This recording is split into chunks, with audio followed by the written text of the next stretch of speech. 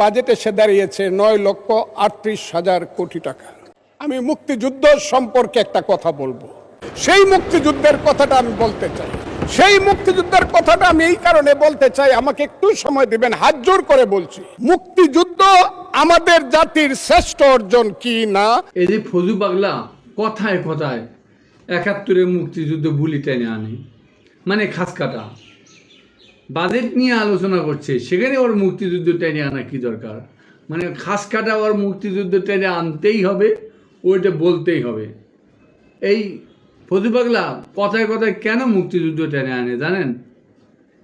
ওই যে ধান্দা আছে না, ওই ধান্দা, মানে মুক্তিযোদ্ধা ভাতা, মুক্তিযোদ্ধা কোটা, ওর বেটাগারের চাকরি দেয়া, মানে দুনিয়ার দান্দা, আরও কত সুবিধা আদায় করা। আরও আছে, আরও কি জানেন? মুক্তিযুদ্ধ বুলিরা হচ্ছে এই যে আওয়ামী লীগের রাজনীতির একমাত্র পুঁজি। সেখানে ফজু পাগলার লাভ কোথায়? লাভ আছে। আমরা বাংলাদেশের প্রতিটি মানুষ এখন জানে যে এই যে আওয়ামী লীগ মানে হলো ভারতের পোষা একটা রাজনৈতিক দল। মানে এই দলের সবাই ভারতের দালাল। এদের নিরাপদ আশ্রয়স্থল হচ্ছে ভারত। দেখেন, সারা পৃথিবীকে বিদ্যাঙ্গুলি দেখিয়ে এই ভারত এই আওয়ামী লীগকে, হাসিনাকে, সবাইকে আশ্রয় দিয়েছে। আপনি দেখেন, মমতা বন্দ্যোপাধ্যায় হাদির খুনি সম্পর্কে ভারতের আশ্রয় নিয়ে কথা বলল, এরপরও ভারত বেলজ্জার মতো সেই খুনিকে আশ্রয় দিয়েছে। মানে পুরো আওয়ামী লীগ এবং ওদের যে প্রেতাত্মার প্রত্যেকের আশ্রয়স্থল হচ্ছে ভারত। এদের একমাত্র পুঁজি হচ্ছে 71-এ বুলি। এই কারণে ফজু পাগলা কথায় কথায় সেই 71-এ বুলি টেনে আনে। ফজু পাগলা সংসদে কয় কি দেখেন, 48 ওনারা এসে লিখতেছেন জুলাই অভ্যুত্থানে। আমি তাদেরকেও শ্রদ্ধা করি, জুলাই অভ্যুত্থানকেও আমি শ্রদ্ধা করি। কোন জাতে মুনাফিক সে নাকি জুলাইকে শ্রদ্ধা জানায়? যে কথায় কথায় 71-এ বুলি টেনে আনে সে কি জুলাইকে শ্রদ্ধা জানাতে পারে বলেন? অসম্ভব।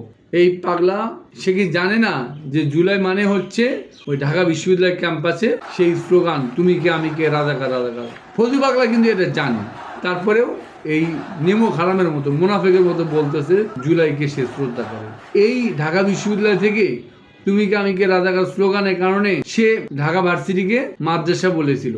এখন সে মারাচ্ছে যে সে জুলাইকে শ্রদ্ধা জানায়। এটা আদৌ সঠিক বলেন? এই ফজু পাগলা যে কথায় কথায় মুক্তিযুদ্ধ 71 টেনে আনে, আপনারা কেউ ওকে জিজ্ঞেস করবেন যে 1970-এর নির্বাচনে শেখ মুজিব যে অংশ নিল, সে কি বলে অংশ নিয়েছে, ও কি জানে কিনা? যদি না জানে বলে দিবেন যে শেখ মুজিব 70-এর নির্বাচনে অংশ নিয়েছিল কোরআন শরীফ হাতে নিয়ে। এহিয়া খানের কাছে ওয়াদা করেছিল যে শেখ মুজিব কখনো 6 দফায় ফিরে যাবে না। এই ওয়াদা করে 70-এর নির্বাচনে অংশ নেওয়ার সুযোগ নিয়েছিল। এটা ফজু পাগলাকে জানাবেন। শেখ মুজিব 70-এর নির্বাচনে অংশ নেওয়ার পরে ভারতের সাহায্যে সে এই নির্বাচনে বিজয় লাভ করে। বিজয় লাভ করার পর দিন এই শেখ মুজিব একেবারে মুনাফিকের মতো বলে বসে যে আমি 6 দফায় ফিরে গেলাম। এটা কোন ধরনের মুনাফিকি? শেখ মুজিব ছিল ভারতের নিকৃষ্ট দালাল। 100 বছরের মধ্যে ওর মতো দালাল আর একটাও ছিল না। ভারতের এমন দালালি করেছে যে ভারত তার দালালির ঋণ কখনো শোধ করতে পারবে না। শেখ মুজিব থেকে শুরু করে তার 14 গোষ্ঠীকে আজীবন আশ্রয় দিবে ভারত, তবু শেখ মুজিবের দালালির ঋণ শোধ হবে না।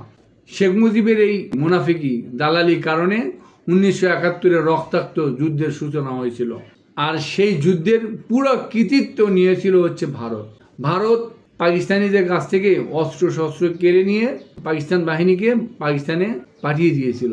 তাহলে যে ভারত পাক বাহিনীর কাছ থেকে অস্ত্র কেড়ে নিল, তাদেরকে নিরাপদে পাকিস্তানে পাঠিয়ে দিল, ফজু পাগলা তাহলে মুক্তিযোদ্ধা হলো কিভাবে বলেন? 1971 সালে sector commander KM Shafiullah, Ziaur Rahman এবং সেক্টর কমান্ডার প্রায় সবাই যুদ্ধ শুরু হওয়ার পরে ভারতে চলে গেল, শুধুমাত্র মেজর জলিল বাদে।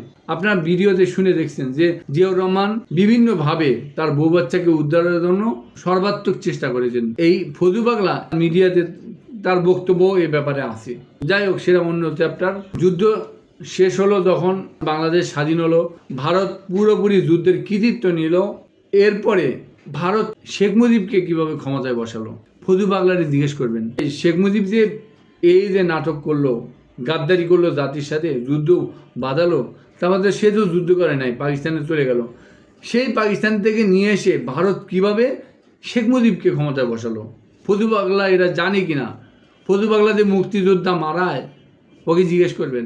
যাই হোক, শেখ মুজিব যখন দেশে আসলো 1972-এর 10ই জানুয়ারি, দেশে আসার পরে 30 লাখ শহীদের সংখ্যা ঘোষণা করলো। এদেশের 7.5 কোটি মানুষকে মুক্তিযোদ্ধা হিসেবে স্যালুট জানালো। আর শেখ মুজিব কার ইশারায় মাত্র 676 জন যোদ্ধাকে বীরুত্তম, বীর বিক্রম, বীর প্রতীক খেতাব দিল? ফজু পাগলারে জিজ্ঞেস করবেন। আর ওই খেতাবদারির তালিকায় ফজু পাগলার নাম আছে কিনা? ফজু পাগলার নাম যদি এই 676-এর মধ্যে না থাকে, তো ও কোন আক্কিলে ও মুক্তিযোদ্ধা মারায়? ওর মুক্তিযোদ্ধা মারানো সাজে বলেন? শালা ভণ্ড, শালা প্রতারক, শালা মুক্তিযোদ্ধা মারায়। তারপরে আর একটা জিনিস ফজু পাগলারে জিজ্ঞেস করবেন যে ফজু পাগলা যে মুক্তিযোদ্ধা মারায়, ও কি ওই বঙ্গবন্ধুর যে 30 লাখ শহীদের সংখ্যা ঘোষণা করছে, ফজু পাগলা কি ওই 30 লাখ শহীদের চেয়ে বড় মুক্তিযোদ্ধা? দেখবেন ফজু পাগলা 30 লাখ শহীদকেই মানে না। মানে ধান্দাবাজির একটা সীমা থাকে। এই গত 17 বছর আওয়ামী লীগ 1971 নিয়ে একটা ভ্রান্তি আর প্রতারণার রাজনীতি করেছে। জুলাই বিপ্লবে এই ঢাকা বিশ্ববিদ্যালয় থেকে তুমি কে আমি কে রাজাকার রাজাকার এই স্লোগানের মাধ্যমে এই আওয়ামী লীগের এই 71-এর বুলি মারানো, এরা কবর রচনা হয়েছে। এরপরে কোন আক্কিলে ফজু পাগলারা 71 টেনে আনে, বিষয়টা আমাদের মাথায় আসে না। মানে শালা দিয়ে আওয়ামী লীগ, এর মধ্যে কোনো সন্দেহ নাই। ফজু পাগলার মতো ধান্দাবাজরা চোখ মুখ বুঝে বারবার ওই 71 টেনে আনে। এই ফজু পাগলা কি আমার এই লগোটা দেখেছে? লগো দেখতে পাচ্ছেন না? আমরাও মুক্তিযোদ্ধার সন্তান, আমরাও লাখো শহীদের সন্তান। এতে আমার যে লগো, আমরা সাথে ও অক্ষর যুক্ত কেন করেছি? এই ও অক্ষর অর্থ হচ্ছে আমরাও তো মুক্তিযোদ্ধার সন্তান। জুলাই আন্দোলনের পরে আমরা চাই না এই 71 নিয়ে কোনো বৈষম্য থাকুক, 71-এর এই কোটা ভাতা সুবিধা চলমান থাকুক, এটা আমরা চাই না। এবং এও চাই না যে এই জুলাই নিয়ে, জুলাই যোদ্ধাদের কোনো কোটা ভাতা চালু হোক, এটা কখনো আমরা চাই না। আমরা চাই যে এদেশের 18 কোটি মানুষ সবাই জুলাই বিপ্লবে অংশ নিয়েছে, 18 কোটি মানুষ সবাই জুলাই যোদ্ধা। ফজু পাগলার মতো ধান্দাবাদ আমরা না। আমরা তবে জুলাই বিপ্লবে যারা আহত হয়েছে, যারা পঙ্গুত্ব বরণ করেছে, তাদেরকে আমরা চাই যে সাময়িক সুবিধা দিয়ে তাদেরকে সেটেল করতে। তবে সেটা যেন ভবিষ্যতে কোনো কোটা বা ভাতার পর্যায়ে না যায়, 71-এর মতো এই ফজু পাগলাদের মতো ধান্দার পর্যায়ে না যায়, এটা আমাদের দাবি। সরকারের কাছে দাবি যে 71-এর এই বৈষম্যটা বাতিল করে দেন, তেমনি জুলাই বিপ্লবের যে আহত আছে তাদেরকে সেটেল করেন। ফজু পাগলাদের মতো ধান্দাবাজদের এই ধান্দাবাজি বন্ধ করে দেন। যদি আজকে মুক্তিযোদ্ধা ভাতা কোটা এরা বাতিল করেন, এই ফজু পাগলা গুণ অক্ষরে কখনো 71-এ বুলি আর টেনে আনবে না। ও যতবার 71-এ বুলি টানবে, বুঝতে হবে এই 71-এ বুলি মানে এরা বাংলাদেশের জাতীয় গালিতে পরিণত হয়েছে। আর কেউ যেন 71-এ বুলি টেনে না আনে। আমরা 71-এ সঠিক ইতিহাস জানবো। 71 কেন সূচনা হয়েছিল? শেখ মুজিবের সেই গাদ্দারির মাধ্যমে সূচনা হয়েছিল। সুতরাং সেই গাদ্দারি ইতিহাসটা আমরা জানবো, তাহলে কেউ কখনো 71-এ বুলি টেনে আনবে না। সেই প্রত্যাশায় রেখে আমি আমার কথা শেষ করছি। ধন্যবাদ।